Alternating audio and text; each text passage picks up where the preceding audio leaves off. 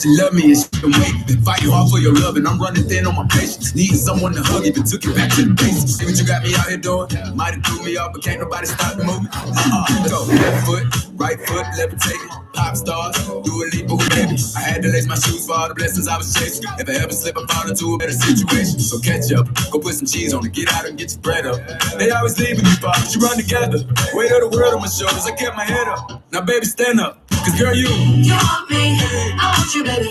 My sugar boo, I'm levitating. The Milky Way, we're renegading. Yeah, yeah, yeah, yeah, yeah. I got you, moonlight, you're my starlight. I need you all night.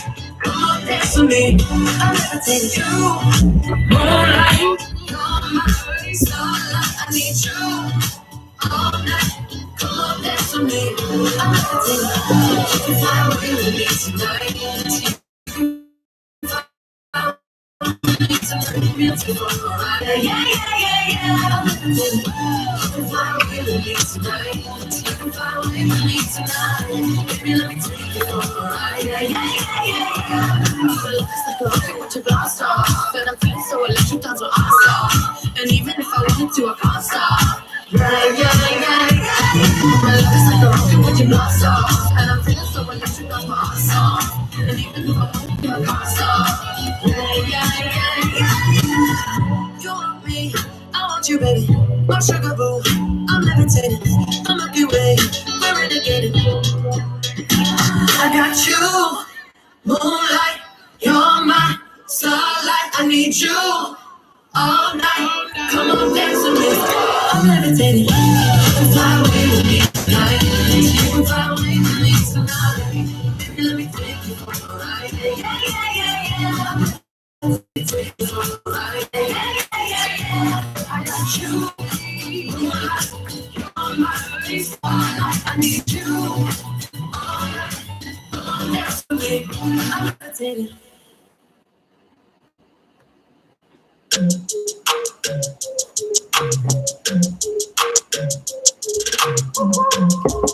Yeah, yeah, yeah, yeah, yeah, yeah, yeah. A 200 millas en un yaqui. Si tú quieres te lo meto aquí. Debajo del sol, debajo del sol. A 200 millas en un yaqui. Si tú quieres te lo meto aquí. Debajo del sol, debajo del sol. Tempranito en la mañana, morning. Pollitos de marihuana, joining. Ey, llegamos a la bichi. Saco una flor riquichi. Dinero, dinero, me falta whisky. Me siento rey, pero richi. La nena me salió bichi. Tú no me quieres, mi chichi. El traje de año no es tan caro, este Yeezy Perry. Pero te buceo con Titeri. A ti te doy a cualquier hora como a Denny. Te pongo tocar el bloque Kenny. Voy de nuevo. Si no quieres tu amiga, dale relevo. Yo me atrevo. Si es contigo, yo me atrevo. A 200 millas en un yaqui. Si tú quieres, te lo meto aquí. Yeah. Debajo del sol. Debajo del sol. A 200 millas en un yaqui. All right, everyone, just wrapping up, waiting a few. Okay, Google, play music. Playing some music on Spotify.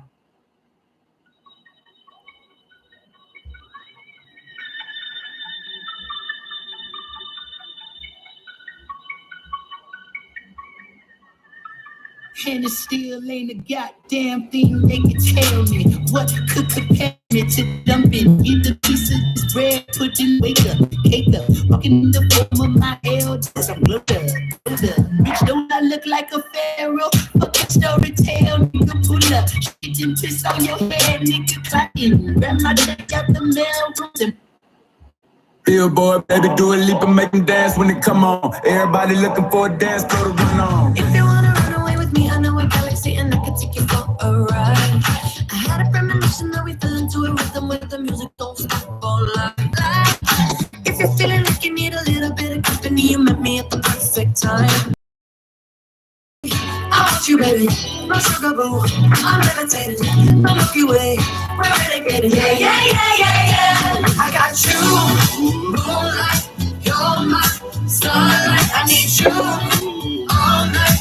Come on, dance with me. I'm levitating. You, moonlight, you're my starlight. I need you all night. Come on, dance with me. I'm levitating.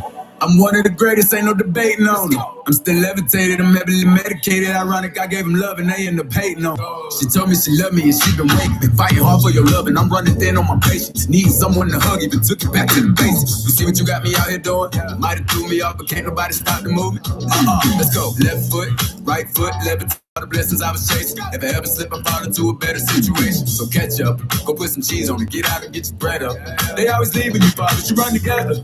Weight of the world on my shoulders, I kept my head up. Now, baby, stand up, cause girl, you want me, I want you, baby. My sugar boo, I'm levitating. My Milky Way, we're renegading. Yeah, yeah, yeah, yeah, yeah. I got you, moonlight, you're my starlight. I need you all night. Come on, dance with me. I'm levitating. You, moonlight, you're my starlight. I need you all night. Come on, dance with me. I'm levitating. You can fly away with me tonight. You can fly away with me tonight. Baby, let me take you for a ride. Yeah, yeah, yeah, yeah, yeah. I'm levitating. You can fly away with me tonight. You can fly away with me tonight. Baby, let me take you for a ride.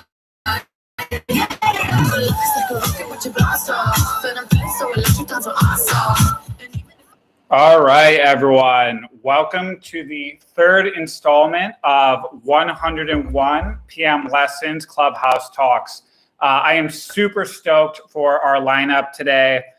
We were able to get a couple of these guys to hop on last minute and talk to us about their experience building products, not only at large companies, but also their experience building these products within these startup environments. We're going to give them a chance to actually talk through what those projects and companies were and actually give more details. Before we jump into that, though, I just wanted to start off with some real quick notes that are important for everyone in the audience to know.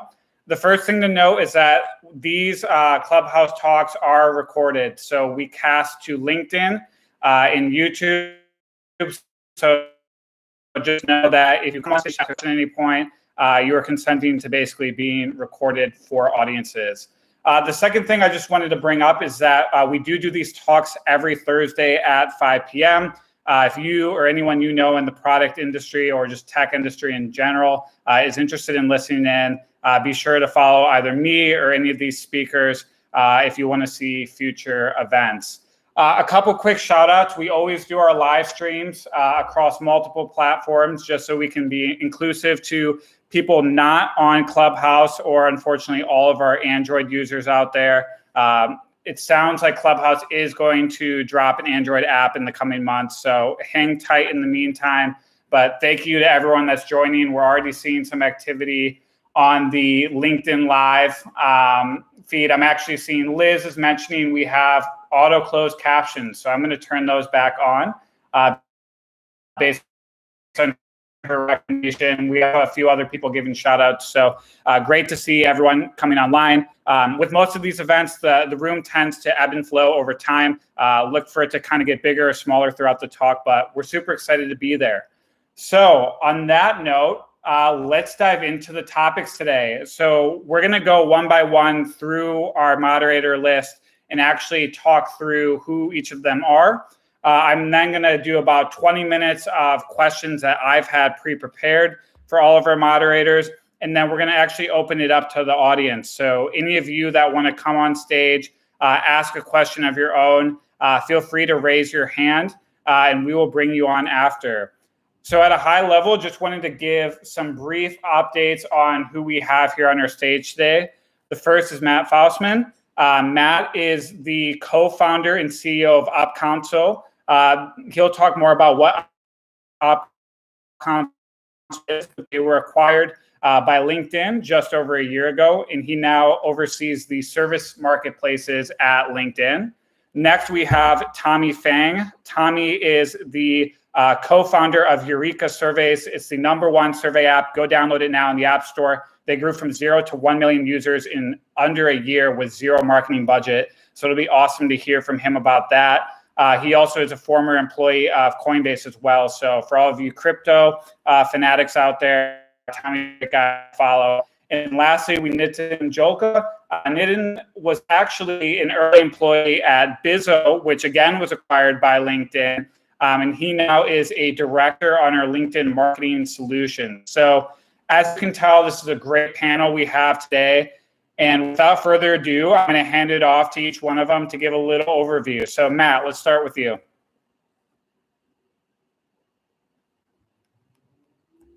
Can you hear us, Matt?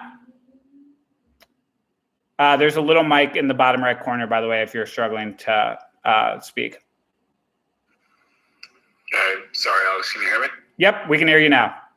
Okay, great. What do we give an overview of? Just ourselves or? Yeah, definitely. If you could just give us a quick overview of yourselves, and then also the company you worked on. We're gonna just what you work on. Yeah. Yeah, sure. So I think you gave the good first headline. So it came from UpCouncil, which was acquired by LinkedIn about a year ago, which is pretty relevant to what we're doing now within the service marketplace. So UpCouncil was a B2B marketplace for legal services. We connected hundreds of thousands of businesses to a network of lawyers throughout the world for nearly anything from general counsel to getting a basic contract reviewed. So it was an end-to-end experience. So you could find that, compare, pay, work with a number of lawyers on the platform. So we worked with mostly small businesses, but we also had an enterprise product. And we worked with some of the largest companies in the world, actually, and more or less staffing lawyers virtually within their ranks. And then since we're acquired by LinkedIn, we've come in and really helped to kind of revamp the legacy product, which is called ProFinder, and really adding on to it to kind of match up to the thesis that we had at UpCouncil, which is that we see a world where more and more of the workforce is going to come online, work remotely, work flexibly, and we're going to need platforms to help support those interactions. That's awesome.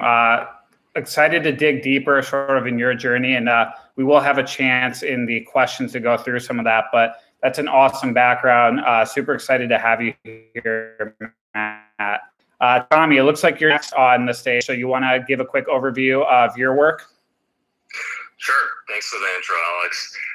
Like you said, I came from Coinbase, joined there basically right out of college, was there for about 2 years getting really a deep dive into crypto. After that, started working with a college buddy of mine on Eureka Surveys, started about a year and a half ago, and kind of just grew from there. We have been bootstrapped, and so that's kind of forced us to be profitable early on. And so now we're at the point of just crossing 1 million users with, like you said, $0 ad spend. Hopefully with the trajectory of the other panelists on this platform, will be LinkedIn's next acquisition. Love it. Love it. Very bold statement. I think we are always looking for top tech talent and companies to take on. So we'll keep an eye on you. Not that I have told that, but love the spirit. Nitin, let's go over to you. That's hilarious. Hopefully everyone can hear me all right. I'm walking outside, but yeah, my name is Nitin, pronounced like Nathan with eyes, Nitin. I have a little bit of experience. Even before Bizzo, I was running my family business, and that was kind of like a startup because it was very challenging and entrepreneurial and small. And then we spun off an education technology company out of there. So that was what I did before I joined Bizzo as a product manager, which was a B2B marketing startup. And we got acquired by LinkedIn maybe 6.5 years ago.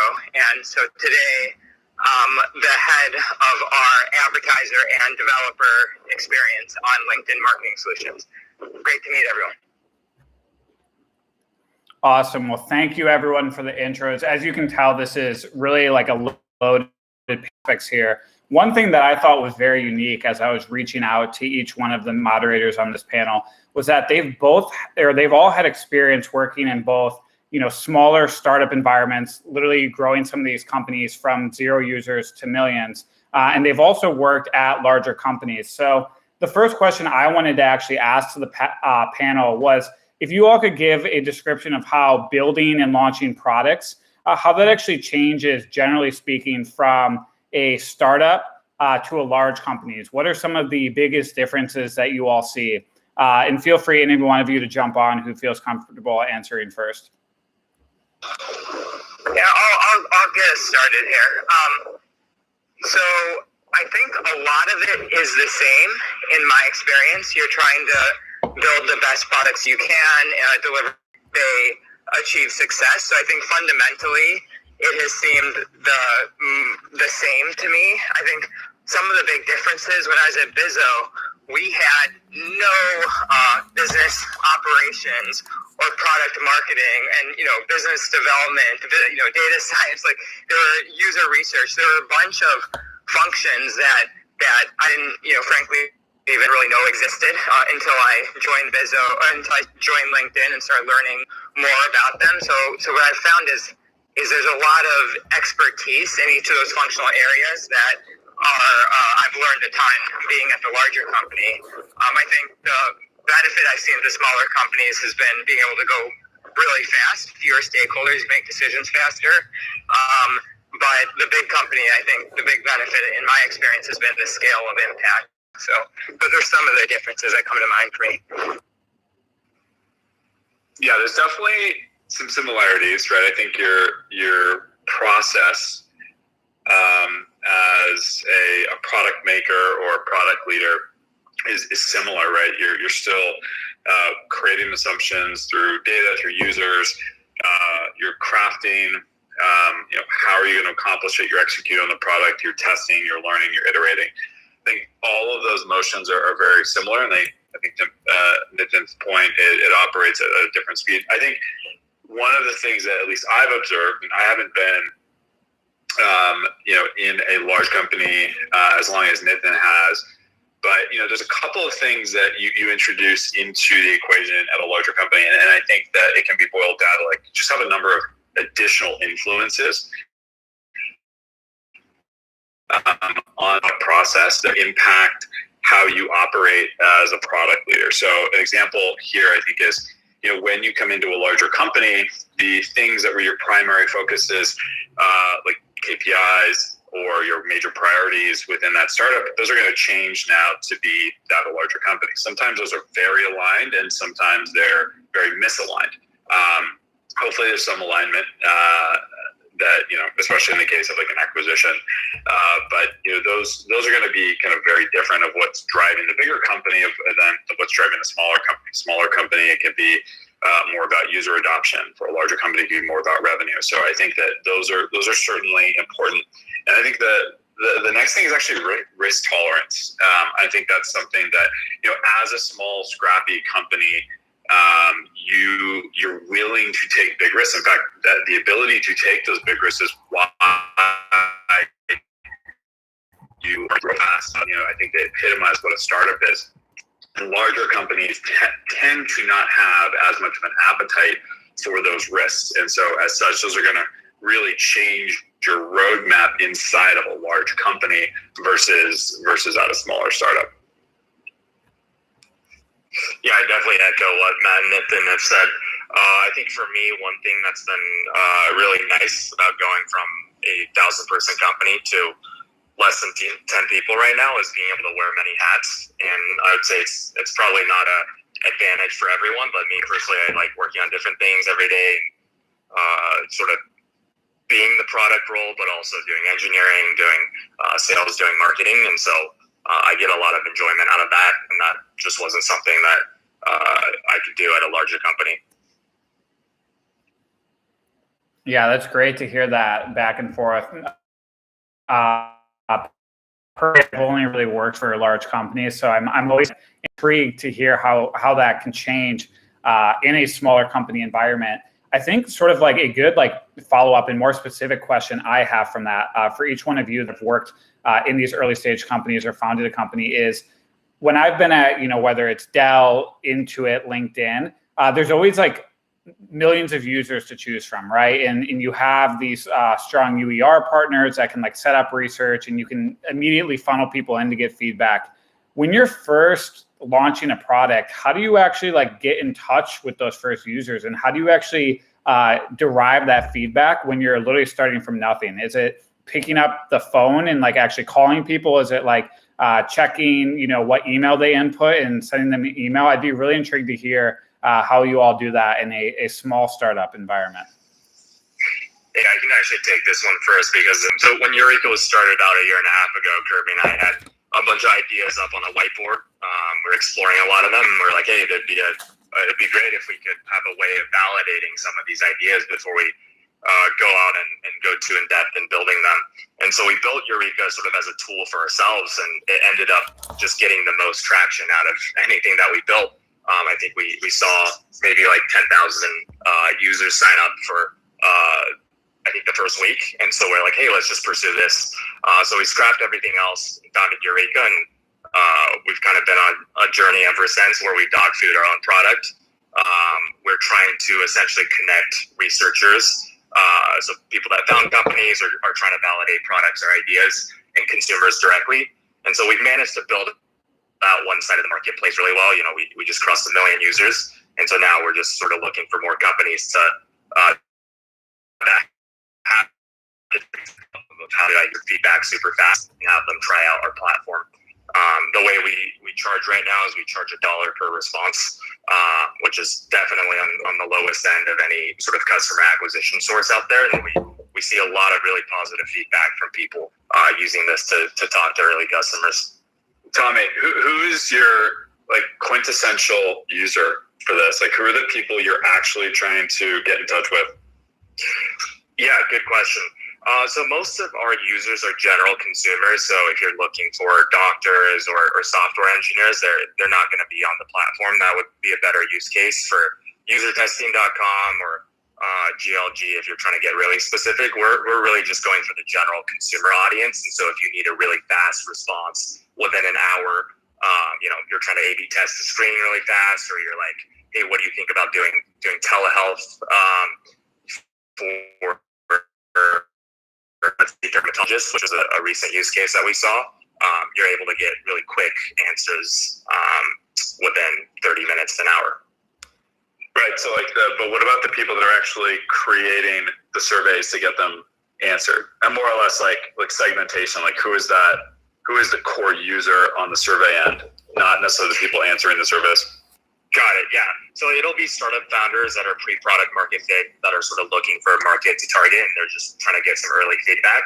And then the other segment we see is sort of medium-sized businesses with already established products, and they're either trying to launch a new product line or explore a new industry there.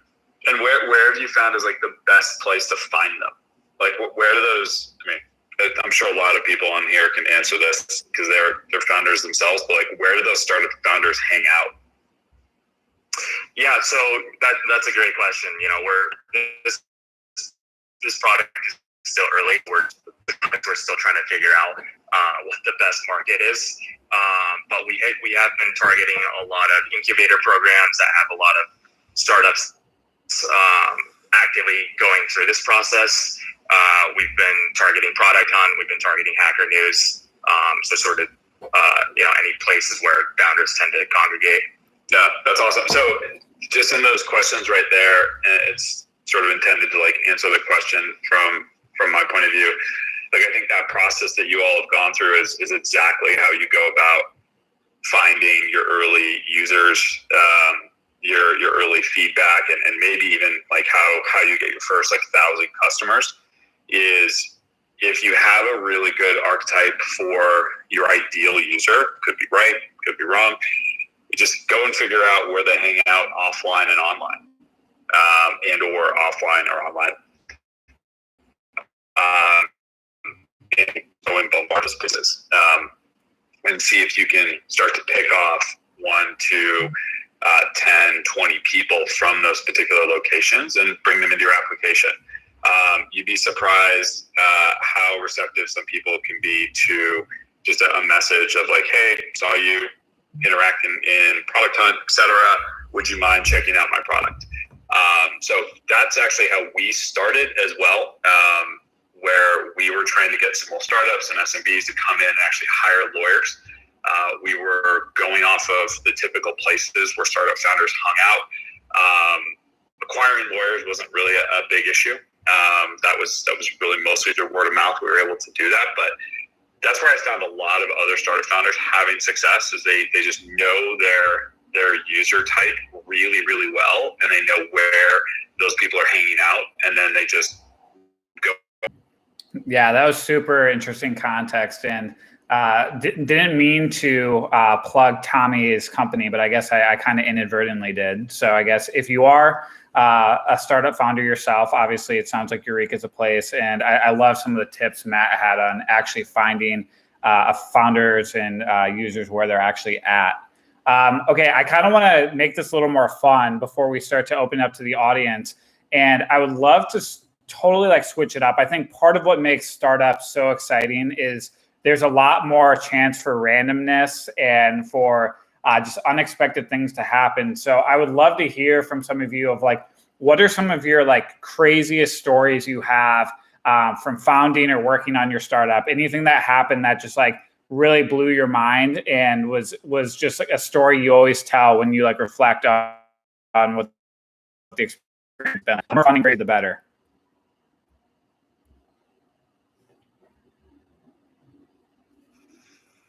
I can go if no one else has one, I guess. So we had this pretty crazy experience last summer, so about 7 months ago, where studio films, people like or companies like Universal are actually having to move online to test trailers. Before they were doing these in person, but because of COVID, they have to get early trailer feedback online.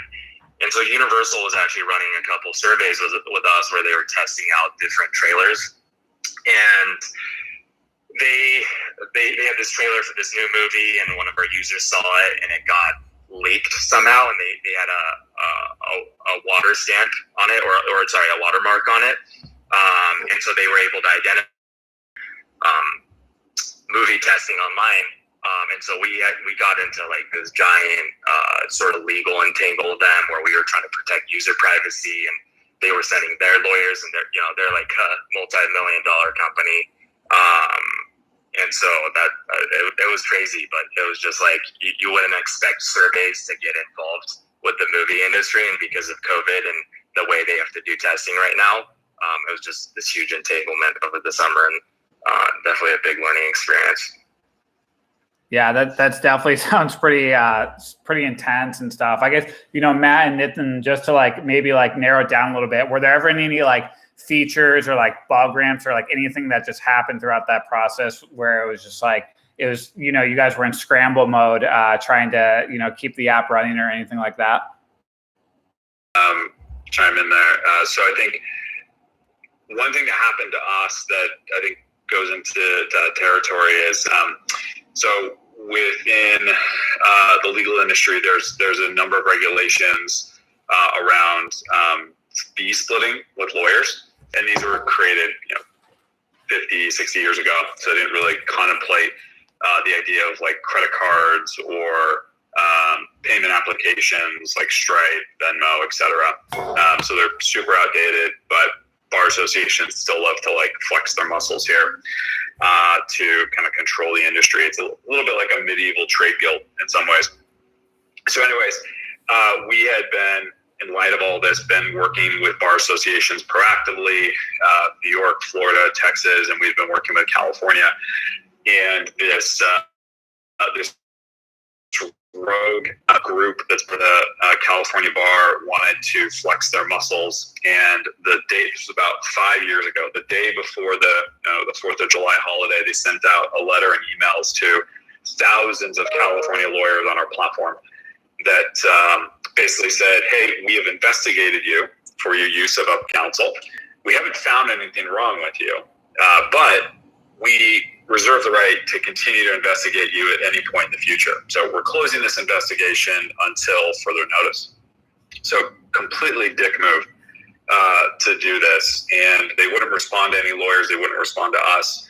And literally overnight, our transactions, which we were doing about $1 million a month at the time, so fairly small, just went to zero. So no one wanted to transact with us because they were afraid that it was going to trigger another investigation. So we ended up having to completely rebuild a piece of the regulation and then ultimately get back up and running. So it was a massive scramble over several weeks. Mason, I'm not sure if he's on the call, our CTO, he did an amazing job rallying the team and getting them to construct this. And we had to work with Stripe basically 24/7 to help us actually like reconstruct this. So that was a pretty stressful time, and one of those where we went from doing very well to literally zero overnight, and then having to like rebuild from that. Wow, yeah, that is definitely that is quite a story. Wow, it's crazy because I think these are some of the things that tend to be abstracted within larger companies, and it's just always incredible hearing these things. And clearly, Tommy and Matt, you both were able to overcome it, which is awesome to see. But I'm always fascinated hearing this. I'm not sure, Nathan, if you had any other thoughts you wanted to add here. I'm racking my brain, and it's like I don't know if I should talk about that one or that one. But let's just say these stories that you're hearing now are, at least my personal experience, are not uncommon. I mean, we had customers maybe weren't paying their bills on time, hitting cash flow issues, meaning impacting our employees, impacting compensation, or deciding, do you pay this bill or do you make this payroll, and that type of thing. And that, so I've been through the ringer of that type of experience, and it's always extremely stressful. And one of the reasons I'm very, very grateful to be at a larger company these days. Yeah, no, the grass is always greener side, and I think that is definitely one of the benefits to a larger company for sure. So I want to make sure we have enough time for the audience to ask questions. So I have a few more questions of my own, but at this point, we're going to start opening it up. So if anyone wants to ask a question, feel free to raise your hand and hop on stage now. I'll give it a few seconds. If not, I'll just hop on to my next question for the panel, but want to make sure that you all have a chance. So to ask a question, pretty simple. For those new to Clubhouse, just click the little icon with the hand below. You can ask the question and hop on stage. So give it a few seconds, or actually, you know what I think we'll do is I'm going to ask this next question, and then feel free to raise your hand while we're going over this. So one thing, and I actually asked Matt this on my podcast episode that hasn't been released yet, but it was just trying to like dissect what are some of the things that large companies do better when it comes to building product than startups, and vice versa. What are some of the things that, for instance, as a startup, you're more positioned to do well when it comes to shipping product, and answer that from the other side too? I think for me, for working at Bizzo especially, I think one of the strengths was the speed and the velocity and the customer responsiveness. I think this idea of just having fewer people to get buy-in on means you can be in market, you can get feedback, you can build what's needed right away. We need to adjust for the next 2, 3, 4, or 5 weeks. It isn't too big of an exercise to do that. So I would say that speed and velocity and agility are what come to experience. Is you just have like such incredible competitive assets. So you can leverage those, moats to build your products that I think the smaller companies are always working to build that up. Super helpful, Nathan. Matt, Tommy, any experience or thoughts you guys have? I know you guys have worked in both these environments, whether it's large companies or small, but anything that stands out to both of you as differences? No, I think Nathan nailed it. And I put a slightly different way on the competitive asset advantage. Something larger companies can bring, like once you get a product out there, is like leveraging those assets, right? Whether it be member size, whether it be number of other things, platforms that you can take advantage of. I think that's just one thing that continues to amaze me at some of these larger companies, is when they do choose to back something and really go all in, it's incredible how fast it can actually move. So I would just add that small bit. And just to build upon that a little bit, I think like even having a go-to-market motion is massive. I remember at Bizzo, we were there, years. It's like, oh, should we expand internationally? But then you have to build up the international presence. You have to build, figure out all the regulations, all that goes into that. Whereas, LinkedIn, like we have an international go-to-market organization, so you build and it can just scale very quickly. Yeah, you definitely can't beat the distribution at a larger company. I will say, this is a personality type. Working in a startup isn't great for everyone, and working in a large company also isn't great for everyone. So it's really about finding sort of the role in company that you think fits you. I think for me, working at startups specifically, like I said before, I enjoy wearing a lot of hats. I enjoy moving really quickly. So I like the pace and kind of working on different things every day. I want to actually feel a lot of pressure too. I want to build upon that. I actually think that startup entrepreneurial mentality with the speed, velocity, customer obsession, I think maintaining that urgency and that speed over very, very long periods of time is kind of part of the formula that it takes to that act like an owner mentality is part of the formula of what it takes to succeed at larger companies. It's like you want people who thrive in that entrepreneurial startup environment, but are willing to like tolerate, all the extra that comes in with being at a large company. But you still always want that mentality everywhere.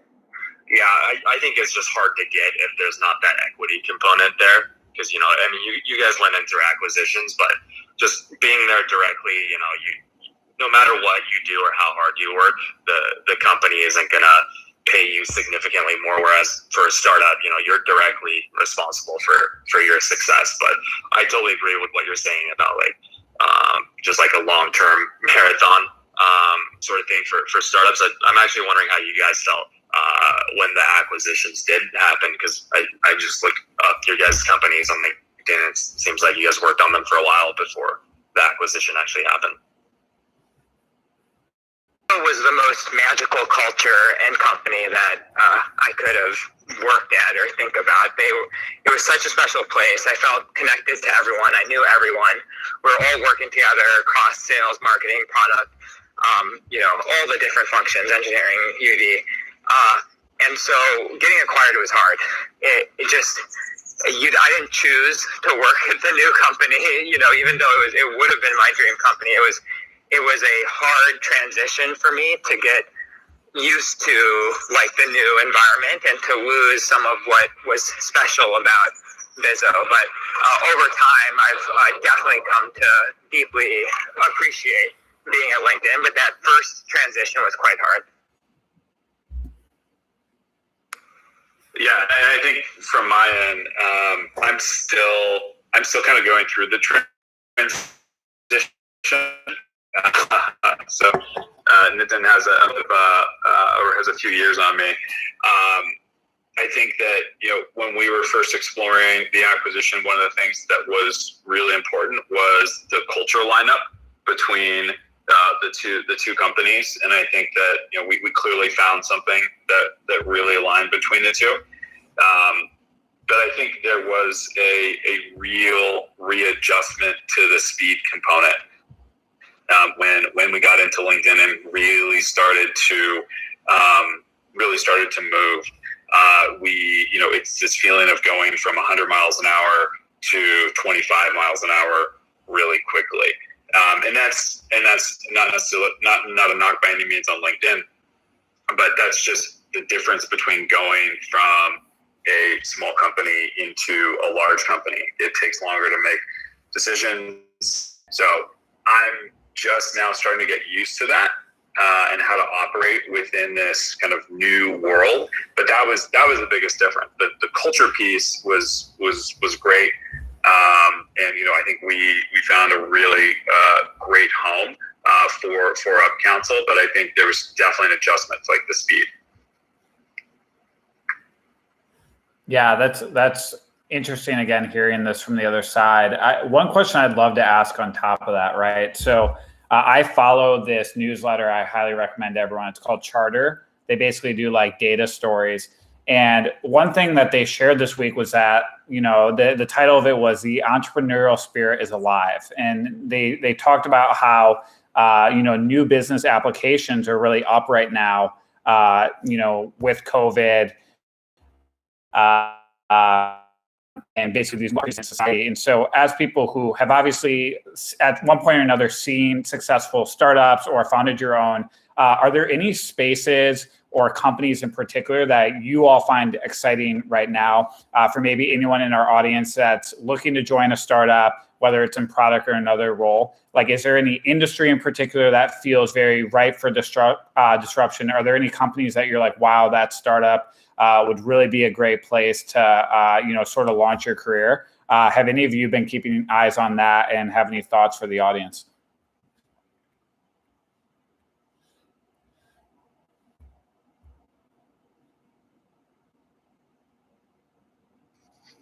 Yeah, I have a couple, mostly companies that we work with that I think are going to be the next unicorns. One of them is Vercel, which just raised, I think, a recent round of speed. This really cool feature called live deployments, where instead of deploying code through servers, they generate a live link, and so anyone can preview your custom link even on development builds. And so that's allowed us to move even faster, and I think they are literally a 10x better deployment experience than anybody else out there. So I think they're going to be really good, just from like a technical perspective. Another company we've really liked is Cloudflare. We pretty much use them for everything. I know they're kind of a big company already, public. I think they just IPO'd last year, but we love their tools. They're super engineering friendly, and they help us out with a lot of web security and rate limiting. I haven't been tracking the broad industry as much as I was earlier. The one tool I've been, outside of Clubhouse, of course, the one that I'm most excited about, Gong. Was playing with Gong quite a bit over the last couple months, and it is a fascinating company where you basically record all your sales interactions, and they have transcripts, and it's searchable, it's auto categorized, it tells you when the customer's speaking, you can quickly navigate and find sentiment, and it's a very fascinating space to me, taking all those interactions that are happening and easily accessing them and understanding them better. Yeah, I think it's interesting hearing some of these companies. I'll chime in a little bit too. I like to just do like a lot of like media consumption, and one thing that's just been fascinating to me are how some of these established players in some of these spaces, which were pretty stagnant for a while, are now looking more and more like they're ripe for disruption. So I think Clubhouse is a perfect example. The social media space has really been stagnant, I would say, for a while. We did have TikTok, but now you're seeing new applications for content creators pop up, whether it's Clubhouse, whether it's companies like Substack.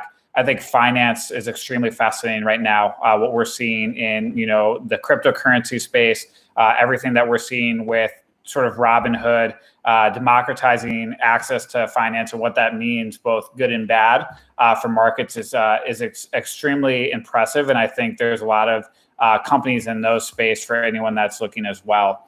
Again, I feel like I've been definitely monopolizing the questions here. So if anyone wants to add a question from the crowd, For those who have just joined, we have basically a moderator panel that consists of product LinkedIn and previously Coinbase, as well as some startup founders as well. So if you have any question in general around products, startups, tech, happy to take your question now.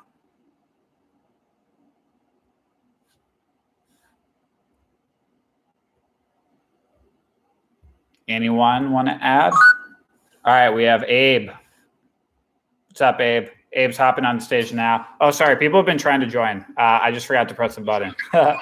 What's up, Abe? Can you hear me? Yep. Hey, everybody. Been enjoying listening to the conversation.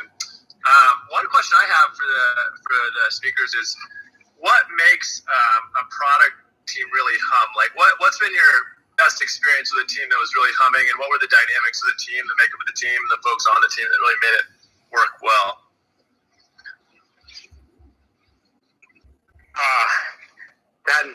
That's a big question. I think for me, the first things that come to mind, it's definitely the people.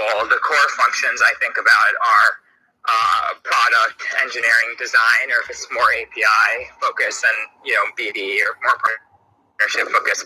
But I think to me it starts with our vision, mission, strategy. I think Jeff Weiner, the old LinkedIn CEO, wrote a post vision of values, and I really take that to heart. And when you have a vision, a good strategy, good principles, and everyone is really, really aligned around the priorities and how you're measuring impact, I think then it goes really smooth, and you just operationalize. So those are some of the elements that come to mind. We'd love to hear from the rest of the panels as well.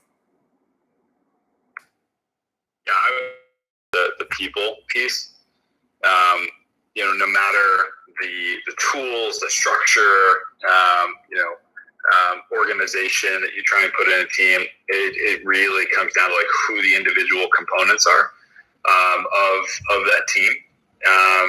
And you within that team, on top of having just like incredibly high quality people, you do need to make sure that there are some leaders, and you need to make sure that you have some really competent ICs that are part of that.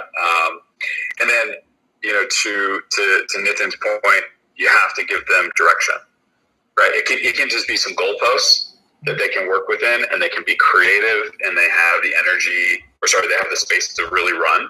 But you have to give them like a direction, maybe like drifting outside of that, or maybe going in a wrong direction like altogether.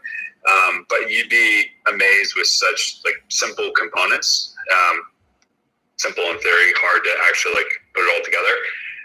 People can actually create that humming on their own, right? If they have the direction, or they have the talent within those teams. So it actually, like, if you have those two things in place, you can kind of take a step back and watch that humming kind of form in and of itself. I think like having a team that has an opinion and or has an insight that is even different than the status quo. I feel like part of it is like what makes a great product team. It's very different dependent on the context, the people, and it could be many different things could be successful. Having a core team that is really, really aligned and strongly excited about something, even if it's very unpopular, but then going out and making that change happening, getting everyone's buy-in, and then driving that to impact can be extremely powerful. Awesome. And Tommy was texting me that he doesn't really manage a team yet, although based on their growth trajectory, hopefully he does get to that point at some point. But great question, Abe. I think that's super helpful. Any other questions from the audience here?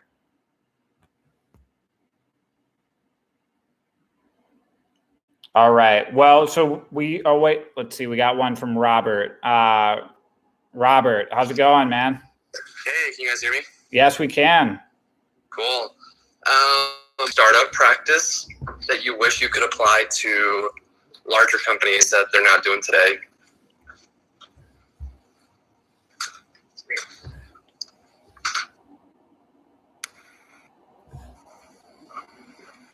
I can jump in. So I think the startup practice, I alluded to this at the beginning, and I don't know if it's even possible to bring in, but I think that there is a risk tolerance that is much higher in early stage companies, and it's a big part of, I think, what makes great startups successful is that there is a healthy amount of risk tolerance, and it's not that's taking place, and the ability to take more of that on or be willing to take more of that on. I think it gets definitely in larger companies couched into what we would call like venture bets, and even within that, there's a much narrower kind of field to play within, just because of how the company is ultimately structured or kind of what they're focusing on. But if larger companies could find a way for those individual units to take on more risk within their charters, I think you probably have more success with those kind of like smaller units within the company. And there's tons of examples of startups that are absorbed into larger companies, and that is something that is a continuous conflict. The founder of Waze, a really great this topic about him recently leaving Google. Amazing journey for him, but he just talked about some of the limitations of like a startup within a larger company, and that if only they could allow for more risk tolerance, a number of other things that he listed there, he feels like it could have been more successful. Hey, on that point, I think it's not just risk, but reward too, right? You have to have the rewards there for people to take those risks and be willing to take those risks. And so I think if a big company, when I was at Coinbase, if they could have somehow incentivized people with a big equity chunk or some sort of big payout, depending on products that were launched, maybe that would have moved things along a lot faster. But to me, sort of the key is having that reward and equity at a startup, where at a big company, you just got to have structure and it's hard to, or no one wants to take the risk without the reward. I think for me, a couple things come to mind. I mean, LinkedIn is definitely the most well-run large tech company that I could imagine. It's amazing, but some of the things that I deeply appreciated about Bizzo was how few layers there were between you and the customer. Like, we had OKRs, okay, just talk to 15 customers every quarter at least, or just always talking to sales reps or support, and there's just very little in between that, like fewer internal meetings, fewer planning, fewer OKR, and like all this stuff. It was just us and the customers and trying to do what's right. And I really appreciate that. The other thing I really appreciated was the collaboration. It just felt like we were a small group all in it together, trying to go after this big goal. There's just so many more stakeholders in the larger companies that you kind of lose a little bit of that community feel that I felt at least at Bizzo.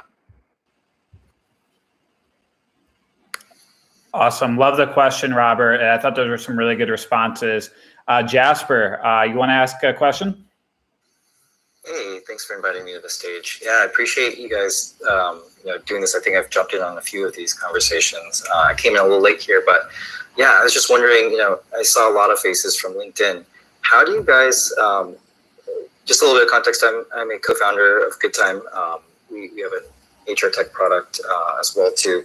And we're just getting started creating kind of like these like startup like labs inside of our company as well too. And so I was going to kind of riff on the last question and ask like, what are some strategies that you guys are employing at LinkedIn to kind of follow, like how close can you actually simulate what it feels like to actually really be a startup if you're inside of LinkedIn?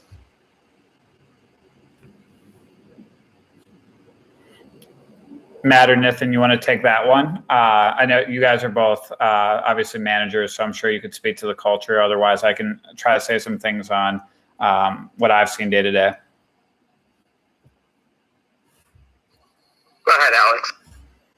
Cool. So yeah, I think it's a great question, Jasper. I think you kind of touched on some of the things, right, which are that it is difficult the larger a company gets to keep that environment and sort of like the hustle of a startup. I think a few things that LinkedIn has done like really well, especially over the years. The first is that they've really done it, or we've done a really good job of like building out our UER program and making it extremely easy and accessible to talk to users. I think the second you start to have a product that's operating at scale, right? It's very easy to just look at everything like numbers. Like you see like millions on these dashboards, and it all starts to feel very sort of mechanical and dry. And I think one of the things that we've done a really good job of is making it extremely easy to actually get those meetings with users set up. So I can launch a feature, immediately be talking in over Zoom with people at a company. And I think that is so crucial because it keeps you grounded. It makes you remember that those numbers you see on a dashboard or on a screen, like those are people. They all have their own goals. They're on LinkedIn for a reason, and that's to find their own economic opportunity. So I think the UER program is something that just even in the 2.5 years since I've been here, I've seen just become a very strong muscle, and it's something that you really need to keep at a large company. Oh, kudos to that. I mean, I'm so glad that you brought that up. Users are so important, I think, in helping, especially early stage companies make important decisions. I've sometimes worked with different types of people, and some love talking to users and some are a little bit shy. Like, how do you guys help the people who are kind of shy really start engaging with the users? I have an interesting story there. Maybe that goes back to the fun story. So I had my natural state is extremely introverted. And I had an old mentor who she was, trying to coach me on this because and so one of the things that she did with me was we went to a conference. She said, you have to go to this conference and you have to like train the introversion out of you. So you have to talk to every single person. She watched me as I went waiter or waitress or everyone who's, cashier or anyone. And so she just gave me this coaching to try to train it out of me. And over time, I think it worked. Well, it's kind of like throwing you into the deep end. Was that comfortable, uncomfortable, or how did it feel? I think like growth mindset in general, to me, there's like a book, Mindset by Carol Dweck, that's quite good about growth mindset, which I fully embrace. And I think to grow is always being uncomfortable. Like you don't want to be, danger zone, but I think always pushing yourself to that discomfort is where the growth happens. Okay, I appreciate it. Thanks for making this.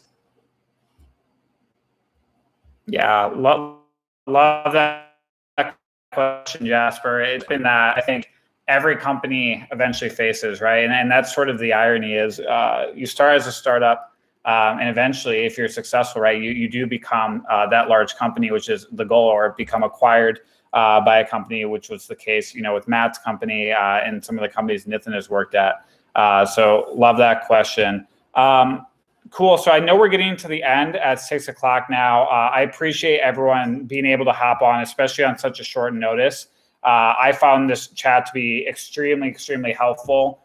We also saw a lot of numbers across the platforms again. So had like over 110 people tune in from LinkedIn Live, people in and out from YouTube. So I just wanted to start by saying a big thank you to our different panelists that have been on here. Matt, Tommy, Nathan, all extremely talented, extremely, sort of informed in the space. Make sure that you follow social networks. I know they're pretty active on Clubhouse and LinkedIn. I know he's sharing out great content. As sort of some last plugs, we're going to keep doing these every Thursday. So Thursday at 5 p.m. We do, we do a different topic every time. If you're interested in joining me, feel free to shoot me a message on LinkedIn, Twitter. Happy to have you on. And just last but not least, we're really trying to grow this community on 101 PM Lessons. If you check out 101pmlessons.com, I have a weekly newsletter that goes out that kind of goes over top PM jobs in the industry and top product launches. And we also have a newsletter on LinkedIn that's grown to about 40,000 followers. So love having you all involved. Love having you on the Clubhouse chats. Thank you again to our panel. This is Alex Velitis, and we are closing this Clubhouse room out. Thank you all.